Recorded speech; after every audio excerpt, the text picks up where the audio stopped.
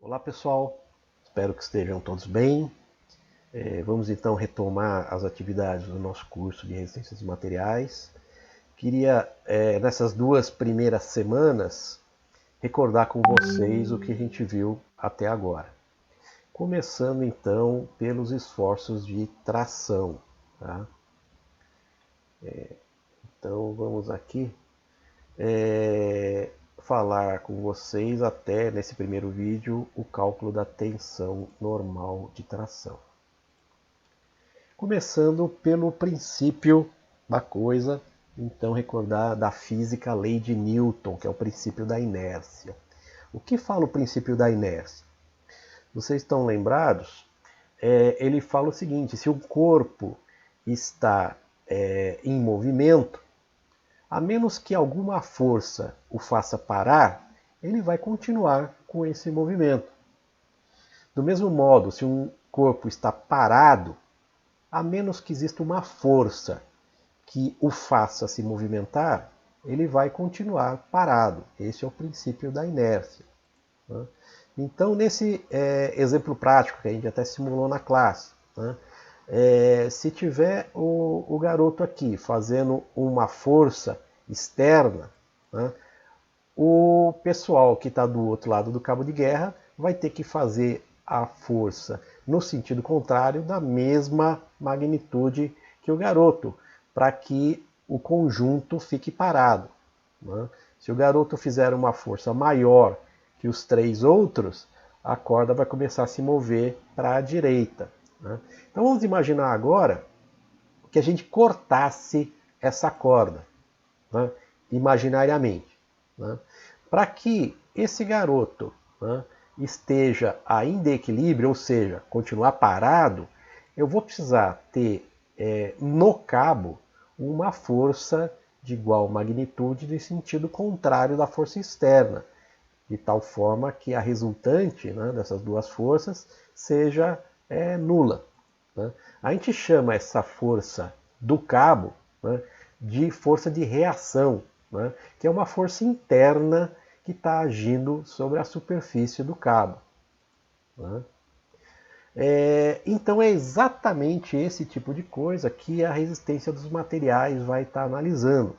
Ele vai estar analisando a relação entre as forças externas, que são aplicadas em um corpo, e a intensidade das forças internas que atuam dentro desse corpo. Então, no caso da resistência dos materiais, para a mecânica, a gente vai estar falando aí de estruturas e componentes mecânicos.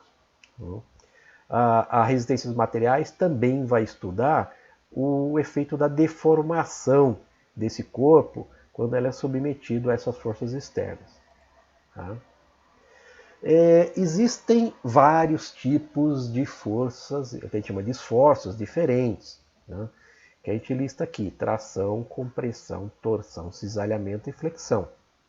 A tração, que é o primeiro esforço que a gente vai estar analisando, é o esforço que vai esticar o componente mecânico.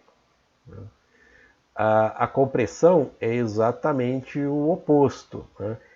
A tendência desse esforço de compressão vai ser achatar, vai ser comprimir o corpo que a gente vai estar analisando. A torção é o exemplo, por exemplo, de uma maçaneta de porta.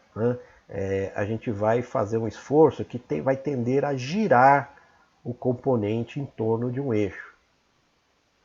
O esforço de flexão é aquele que vai tender a entortar, a envergar o corpo mecânico que a gente vai estar analisando. E normalmente ele está apoiado, então, de alguma maneira que a gente vai ver em detalhes como isso acontece. E existe um quinto tipo de esforço, que é o esforço de cisalhamento, que é o esforço de corte, que ele vai estar atuando no sentido de cisalhar ou cortar o elemento que a gente vai estar tratando. Então, nesse curso, a gente vai avaliar, vai analisar qual é o comportamento de um componente mecânico sujeito a esses 5 tipos de esforços diferentes, tá bom? E a gente vai aprender a calcular isso, tá bom? Bom, então vamos começar com o esforço de tração. O esforço de tração, como eu já disse, é uma solicitação que tende a alongar a peça no sentido da força aplicada, tá? Como mostra aqui essas figurinhas. Por que isso é importante? Então, durante as aulas eu mostrei para vocês algumas situações aí da importância do cálculo e do dimensionamento aí dos esforços de tração. Vou simular então para vocês essa situação. Vejam, os cabos que sustentam o trator, né? Essa aqui é a mesma coisa. Se não forem adequadamente dimensionados, vai acontecer isso, né? Um tremendo de um acidente, né? Isso vale para situações no nosso cotidiano, como um elevador, por exemplo. Já pensou se o cabo de um elevador não é adequadamente dimensionado, né? Isso serve então para todo o componente mecânico, tá? Então, a grande questão é a seguinte, né? Como saber qual é a carga, né, que um cabo consegue resistir nesse exemplo que a gente deu, né? Então vocês vejam que aqueles cabos ali eles estão sujeitos a um esforço de tração, né? Quer dizer, é o próprio peso das cargas que está fazendo com que o cabo seja tracionado. Como é que eu consigo saber qual é a carga que um cabo consegue resistir?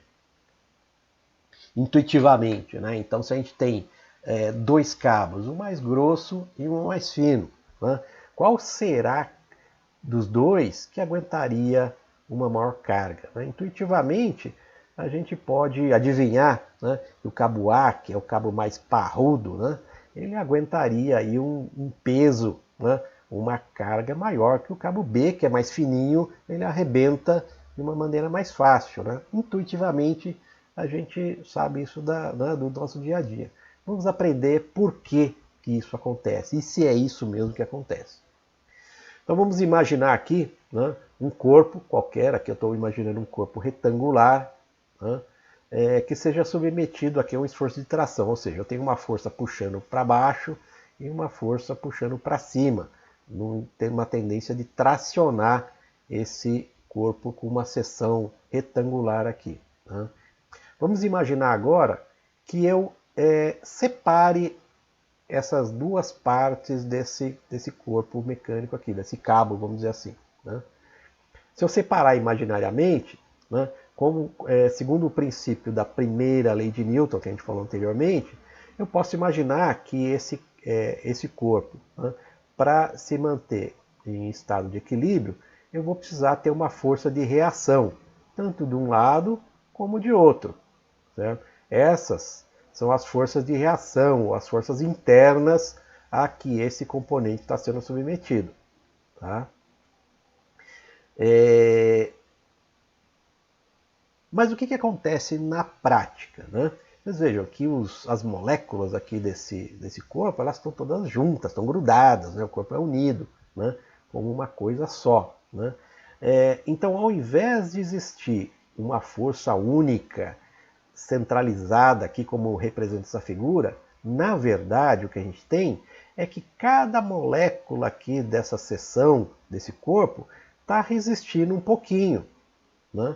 Então se a gente puder imaginar que, na verdade, eu tenho algumas milhões, infinitas forcinhas, né, que estão se compondo aqui nessa seção transversal, que juntas elas vão estar como tendo uma resultante essa força que eu representei como Fn. Né? Eu representaria aqui como nessa outra figura, né? Um monte, infinitas, né, forcinhas, né, que representam essa força de reação, né, aplicada sobre a área transversal da seção. A força, né, dividida pela unidade de área é o que a gente chama de tensão interna. Né? Então esse é o conceito de tensão interna. É a força resultante, né, de reação aplicada sobre uma unidade de área do corpo. Né? Aqui é uma descrição literal. Né? A tensão normal, né, ou também chamada tensão axial, é uma medida da intensidade das forças internas, né, de tração nesse caso, agindo perpendicularmente sobre a unidade de área da seção transversal do corpo. Né? Essas forças elas são então chamadas de forças de reação ou força de resistência, né, contra as forças externas que elas são aplicadas aqui no corpo. Tá bom? Isso considerando que o sistema está em equilíbrio, né? Lembrando da primeira lei de Newton, se o corpo está parado, ele vai continuar parado. Se ele está em movimento com velocidade constante, vai continuar nesse movimento com velocidade constante. Tá bom? Em termos de representação matemática, eu tenho que a tensão normal ou axial, né, é igual matematicamente à força de reação, ou também chamada carga interna, dividido pela área da seção transversal. Né? Eu brinquei com vocês durante a aula que essa expressão, tensão é força sobre área, daqui a 30 anos, né, que vocês já tiverem terminado esse curso do segundo grau aqui, ó, vocês vão lembrar de tão importante, né, que é essa equação e de tantas vezes que vocês vão ver na sua vida aí, tá bom? Tensão é força sobre área. Né? Aí a gente vai lembrar um pouquinho de geometria, né? Porque a gente vai precisar calcular, sempre nas situações reais, qual é a área da seção transversal de um corpo. E então o cálculo da área vai depender do tipo de geometria que eu vou ter na seção transversal do corpo. Se eu tiver uma corda triangular, ou um corpo qualquer triangular, a área dessa seção transversal desse corpo vai ser calculada como a base vezes a altura dividido por 2, como mostra essa equação aqui. Se eu tiver um quadrado, né, uma seção quadrada, a área dessa seção quadrada vai ser calculada como lado vezes lado, né, ou lado ao quadrado. Se eu tiver um retângulo, a área de uma seção retangular vai ser a base vezes a altura, como mostra essa equação aqui. Ó. Se eu tiver um círculo, essa é uma das seções mais comuns que a gente vai encontrar na nossa situação real, né? A área de uma seção circular vai ser π, né, que é 3,14, vezes o raio ao quadrado, certo? Como mostra essa equação aqui, ó, tá certo?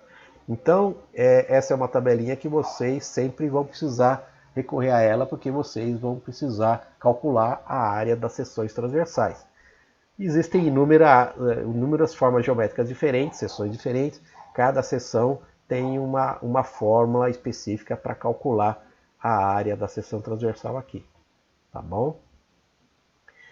É isso por esse vídeo, né, para não ficar muito longo. No próximo vídeo, né, nós vamos continuar esse assunto, nós vamos recordar um pouquinho como que é a questão das unidades de medida, né, e vamos verificar alguns exemplos práticos, né, de como que a gente calcula a tensão em determinadas situações aí, tá bom?